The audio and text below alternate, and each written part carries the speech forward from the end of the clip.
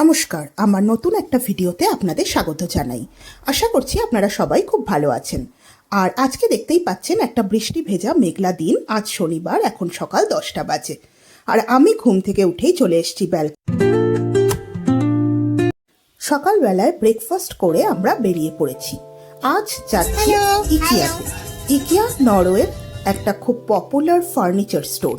যাচ্ছি কিছু ফার্নিচার দেখার জন্য, আর যদি পছন্দ হয় আর দাম ঠিকঠাক থাকে তাহলে একটা টিভি ক্যাবিনেট কেনার ইচ্ছে আছে।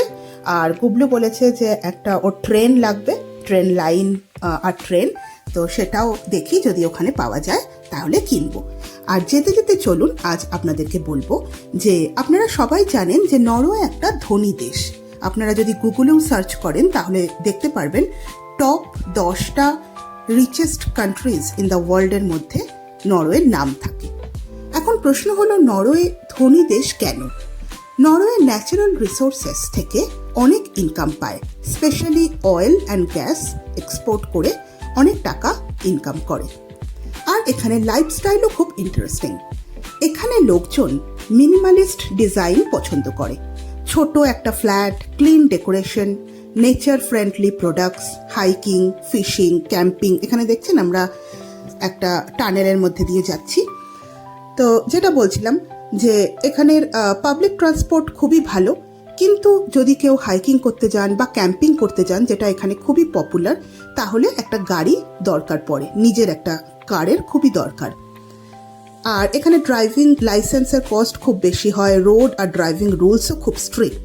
এই জন্য হাইওয়ে বেশ ভালোভাবে এখানে মেনটেন করা থাকে। তবে এখানে জিনিসের দামও খুব বেশি। এখানে যদি আপনি সবজি কিনতে যান বা ফল কিনতে যান, আমি আমার আগের ভিডিওতেই শেয়ার করেছি যে এখানে ফলের দাম কেমন। এখানে বিভিন্ন জিনিসেরই ভালোই দাম আছে। আজকে যেমন আমরা যাচ্ছি ফার্নিচার স্টোরে, সেখানেও আপনারা দেখতে পারবেন যে ফার্নিচারের দাম কেমন। কারণ আপনারা যদি কেউ নরওয়েতে শিফট করতে চান আর একটা ফার্নিশড ঘর নিতে চান, তাহলে তার দাম অনেক বেশি হয়ে যায়। এখন সেটা ডিপেন্ড করে আপনারা সেন্টারে থাকছেন না একটু দূরে থাকছেন। একটু বাইরে থাকলে 1 BHK ঘরের দাম এখানে পড়ে 12,000 থেকে 15,000 মতন। আর যদি সেন্টারে থাকেন তাহলে 1 BHK ঘরেরই দাম পড়ে যায় প্রায় 15,000 মতো। আর 2 BHK 20 থেকে 25,000 মতো একটা ফার্নিশড ঘর, বা হ্যাঁ সেরকমই। আর যদি একটা আনফার্নিশড ঘর নেন তাহলে আপনাদের কিছু ফার্নিচার লাগবে। এখন সেই ফার্নিচারগুলোর দাম কীরকম? এখানের মানুষ ইকিয়াটাকেই পছন্দ করে ফার্নিচার কেনার জন্য, কেননা ওখানে রিজনেবল দামে ফার্নিচার পাওয়া যায়। শুধু ফার্নিচার নয়, কিচেনের আইটেমস, বিভিন্ন রকমের জিনিস ওখানে পাওয়া যায়। ইকিয়া বেসিক্যালি একটা সুইডিশ ব্র্যান্ড, বাট নরওয়েতে খুবই পপুলার, কারণ বাজেট ফ্রেন্ডলি ফার্নিচারের আর মিনিমালিস্ট ডিজাইনের জন্য। নরওয়েতে ছোট ছোট ফ্ল্যাটের জন্য ইকিয়া একদম একটা পারফেক্ট সলিউশন। এখন আমাকে অনেকেই জিজ্ঞেস করেছেন যে কেউ যদি নরওয়েতে আসতে চান তাহলে মাসে এখানে কতদিন কাজ করতে হয় আর কেমন ইনকাম করা যায়, কারণ এটা খুবই কস্টলি একটা কান্ট্রি, তো ইনকাম কেমন এখানে। তো সেই প্রশ্নের উত্তরও আমি দেব আজকে আমার এই ভিডিওতে। এখানে সাধারণত মাসে 22 দিন কাজ করতে হয়। কথা বলতে বলতে আমরা ঢুকে পড়েছি ইকিয়াতে। দেখেছেন আজকে ভালোই ভিড় আছে মনে হচ্ছে। এই হলো ইকিয়ার পার্কিংটা, অনেকটাই বড়। আর এখানে আমাদের গাড়ি পার্ক করে আমরা ঢুকে পড়ছি ভেতরে। তো যেটা বলছিলাম, এখানে সপ্তাহে 5 দিন 8 ঘন্টা করে কাজ করতে হয়। বেশিরভাগ চাকরিতেই এটাই চলে। আর এখানে কাজের ধরন আর কন্ট্রাক্টের উপরও এটা আলাদা হতে পারে। যেমন কেউ পার্ট টাইম কাজ করে, আবার কেউ ফুল টাইম কাজ করে।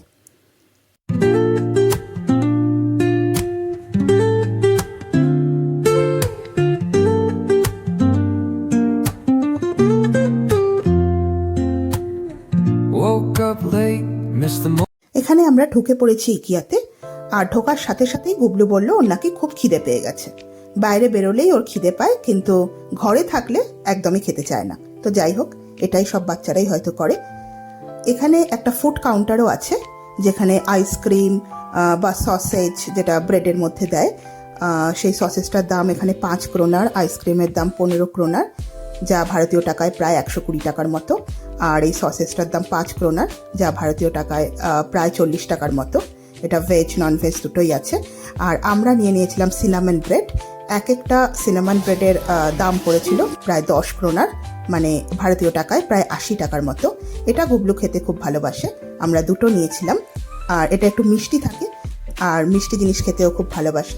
তো যাই হোক, ওইটা খেয়ে আমরা ঢুকে পড়েছিলাম ভিতরে। আর এখানে দেখেছেন টেবিল চেয়ার সব কিছুই আছে। এই যে উপরের ল্যাম্পটা, এই ল্যাম্পটার দাম প্রায় 99 ক্রোনার, মানে ভারতীয় টাকায় 800 টাকার মতো। আর এই টেবিল চেয়ার এইসবেরও আলাদা আলাদা দাম আছে। এই চেয়ারটার দাম, একটা মিনিমাম চেয়ার, নর্মাল চেয়ার, এর দাম 595 টাকা। এই প্লেটগুলোর দাম 49 ক্রোনার করে। সবই ক্রোনারেই বলছি আমি, ভারতীয় টাকায় প্রায় 400 টাকার মতো। এখানে টিভি সেট আছে, সোফা আছে, বিভিন্ন রকম ঘর সাজাবার যা যা জিনিস দরকার হয়। এই যে ল্যাম্পটা, এই ল্যাম্পটার দামও এখানে প্রায় 299 ক্রোনার মতন আছে, মানে প্রায় 2400 টাকার মতো। আমরা ঢুকছি আরও ভেতরের দিকে, আপনারা দেখতেই পাবেন। আর এখানে অনেকগুলো ছোট ছোট ঘরের মতো করা থাকে, যেখানে ঘরটা সাজানো থাকে। আর সেটা দেখে আপনারা আইডিয়া পেতে পারবেন যে আপনারা যদি কোনো নতুন ঘরে শিফট করেন বা কোনো আনফার্নিশড ঘরে শিফট করেন, তো সেখানে কিভাবে ঘরটা সাজাবেন। পুরো কিচেনের সেট, বেডরুমের সেট সব দেওয়া থাকে। এখানে গুবলুর বাবা চেয়ারে বসে ট্রাই করছে যে চেয়ারটা কমফোর্টেবল কিনা, কারণ আমরাও ভেবেছিলাম একটা এরকম চেয়ার কিনবো। তো দেখা যাক কীরকম দাম আছে এগুলোর, আর পছন্দ হচ্ছে কিনা। এই যে সোফা সেট আছে এখানে, সোফা সেটগুলো 2 সিটার সোফা যদি হয়, যেটা মিনিমাম 4000 ক্রোনার থেকে শুরু হয়, আর 7 সিটার যদি হয় তাহলে সেটা 15,000 18,000 ক্রোনার এরকম হয়ে থাকে। এটা যেমন একটা ছোট ঘর।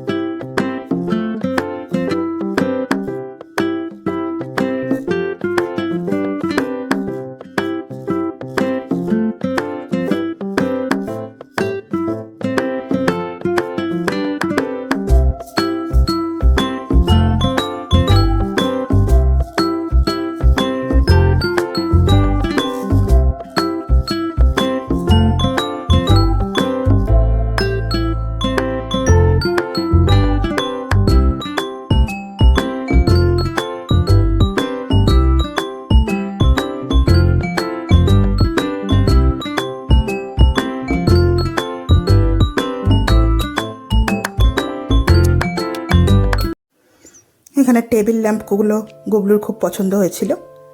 এই টেবিল ল্যাম্পগুলোর দাম ছিল প্রায় 200 ক্রোনার করে, যা ভারতীয় টাকায় প্রায় 1600 টাকার মতো। আর একটা বুক সেলফও দেখছিলাম ঘরের জন্য। আজকে শুধু দেখার জন্যই এসেছি, তো দেখা যাক, যেটা পছন্দ হবে সেটা বাড়ি থেকে গিয়ে অর্ডার দিয়ে দেব। আর এগুলোকে গুবলু খুব ভালোবাসে, আর ও তো সারাক্ষণ দৌড়াদৌড়ি করে গেছে।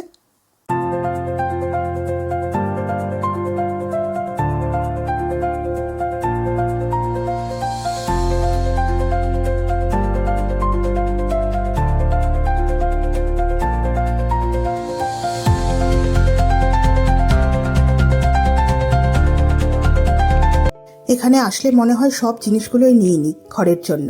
যেমন এই টিভি ক্যাবিনেটটা, এর দাম 15,230 ক্রোনার। দেখেই মনে হচ্ছে কি সুন্দর, যদি নিয়ে নিতে পারতাম, কিন্তু এর দাম 1,20,000 টাকা ভারতীয় টাকায়। এই টিভি ক্যাবিনেটটা ভাবছিলাম নেব, দেখি এখনও ডিসাইড করিনি, কিন্তু একটা নিতে হবে, তো দামগুলো দেখে নিচ্ছি।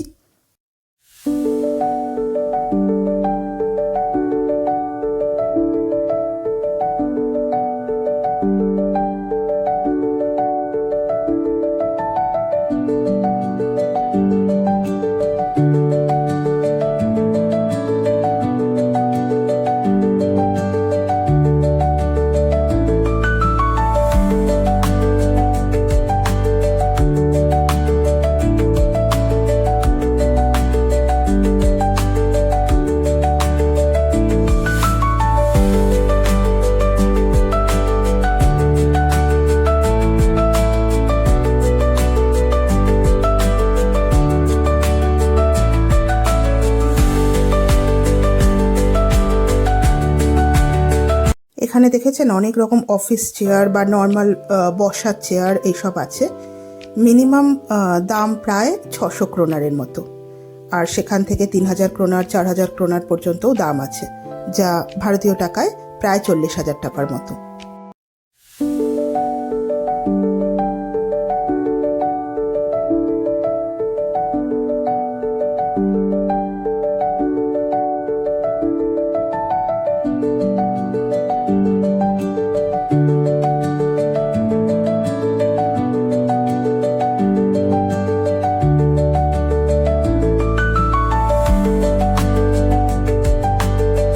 এখন আমরা চলে এসেছি কিচেন সেট আপের জায়গায়, যেখানে ওয়াশিং মেশিন আছে। এক একটা ওয়াশিং মেশিনের দাম প্রায় 5000 ক্রোনারের মতো, যা ভারতীয় টাকায় প্রায় 40,000 টাকা।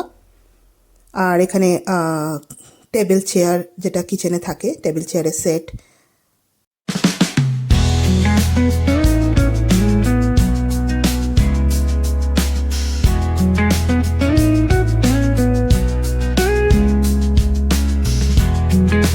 এখানে আছে একটা বাঙ্ক বেড, আর এই বেডটার উপর যেহেতু মাঙ্কি শুয়ে আছে, সেটা দেখে গুবলু আর সামনে আসছিল না।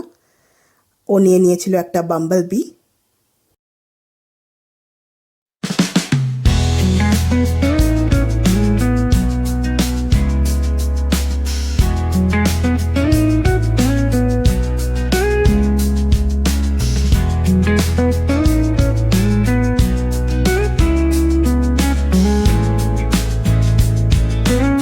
এইখানে এই ট্রেনের সেটটাই আমরা কিনতে এসেছি, যেটা গুবলু কিনবে বলছিল, আর এটা আমরা নিয়েও নিয়েছি। এই ট্রেনের সেটটা, এর দাম পড়েছে প্রায় 350 নক্স, যা ভারতীয় টাকায় প্রায় 25,000 টাকার মতো। আর এখানে কিচেনের সেট আছে, বিভিন্ন রকমের প্যান, আরও অনেক কিছু, প্লেট, আর কিচেনের যা যা জিনিস লাগে সেই সবও আছে, যেটা আজকে আর ঘুরে দেখলাম না, কারণ সবটা ঘুরে দেখতে হলে অনেকটাই সময় লেগে যায়।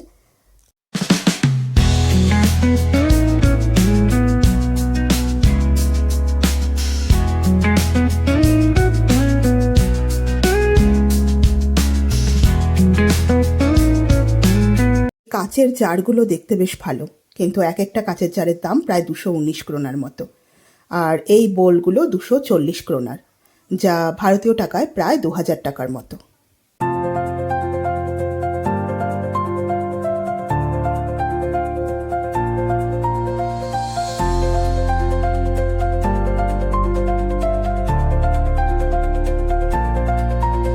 এখানে আছে ম্যাট, বালিশ সেট, এইসব। বালিশ সেটের দাম প্রায় 250 ক্রোনার। সেট বলবো না, এক একটা বালিশের দামই 250 ক্রোনার করে, যা ভারতীয় টাকায় প্রায় 2000 টাকার মতো।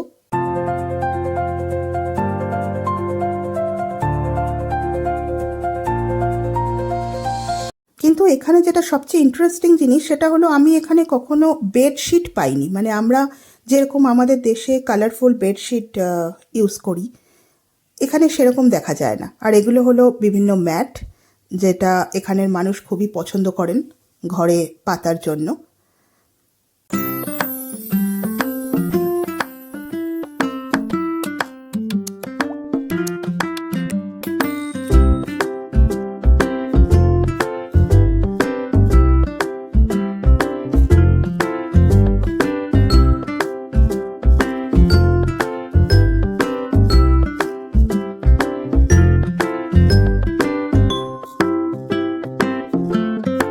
আমরা চলে এসেছি গাছের সেকশনে। এক একটা ছোট টবের দাম প্রায় 60 ক্রোনার, যেটা মিনিমামটা আমি বললাম, ভারতীয় টাকায় প্রায় 500 টাকার মতো। এখানে গাছ, ফুল এইসব দিয়ে মানুষ ঘর সাজাতে খুব ভালোবাসেন। আমরাও কিনেছিলাম কয়েকটা, ইচ্ছে আছে আরও কয়েকটা কেনার।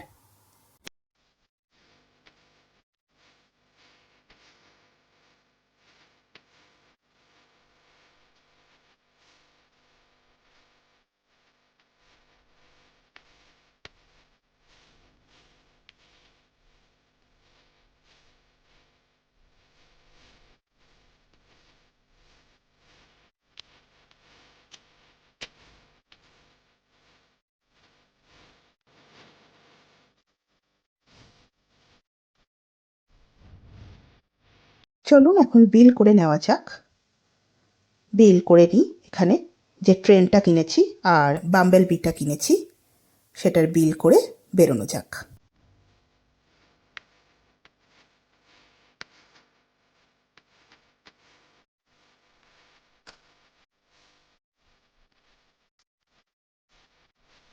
$2025 হিসাবে এখানে মিনিমাম আওয়ারলি রেট প্রায় 200 থেকে 220 নক্স মতো হয়ে থাকে। এখান থেকে বাইরের ভিউটা দেখেছেন কি সুন্দর লাগছে না? ওই দূরে পাহাড় আর বৃষ্টি পড়ছে। তাই প্রত্যেক ঘন্টায় ভারতীয় টাকায় এখানের ইনকাম প্রায় 2000 টাকার মতো, কিন্তু সেটা কাজের উপরও ডিপেন্ড করে। আর তার মানে মাসে যদি কেউ ফুল টাইম কাজ করেন, তার মানে 160 ঘন্টা কাজ করেন, তাহলে প্রায় 30 থেকে 32,000 নরওয়েজিয়ান ক্রোনার, যা ভারতীয় টাকায় প্রায় 3 লাখ থেকে 3.5 লাখ টাকা অবধি আয় করা সম্ভব। কিন্তু এইটা ট্যাক্স কাটার আগে। আর এখানে সবচেয়ে ইন্টারেস্টিং ব্যাপার হলো এখানে ট্যাক্স। এখানে মোটামুটি 25 থেকে 30% ট্যাক্স কেটে নেয়। অনেকেই ভাবেন যে এখানের স্যালারি এত বেশি, তার মানে হয়তো এখানে গেলেই অনেক ইনকাম করে নেওয়া যাবে বা অনেক সেভিংস করে নেওয়া যাবে। প্রথম কথা, এখানে খরচা খুবই বেশি। আর দ্বিতীয় কথা হচ্ছে এখানে ট্যাক্স, যেটা বললাম মিনিমাম ট্যাক্স 25 থেকে 30% আর ম্যাক্সিমাম ট্যাক্স প্রায় 50 থেকে 55% পর্যন্ত হয়।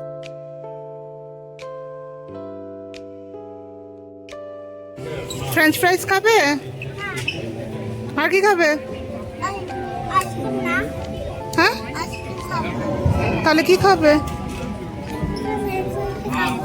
হ্যাঁ, এখানে আমরা চলে এসেছি বার্গার কিং এর ভেতরে আর অর্ডার করেছিলাম ভেজ বার্গার। যেহেতু আজকে শনিবার, সেই জন্য আমি ননভেজ খাই না, সেই জন্য ভেজ বার্গার অর্ডার করেছিলাম আর গুবলুর জন্য ফ্রেঞ্চ ফ্রাইজ।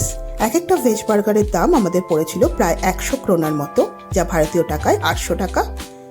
আর এই টোটাল ফ্রেঞ্চ ফ্রাইজ, প্যানকেক ছিল আর দুটো ভেজ বার্গার, এর দাম আমাদের পড়েছিল 450 নক্স, যা ভারতীয় টাকায় প্রায় 3500 টাকার মতো।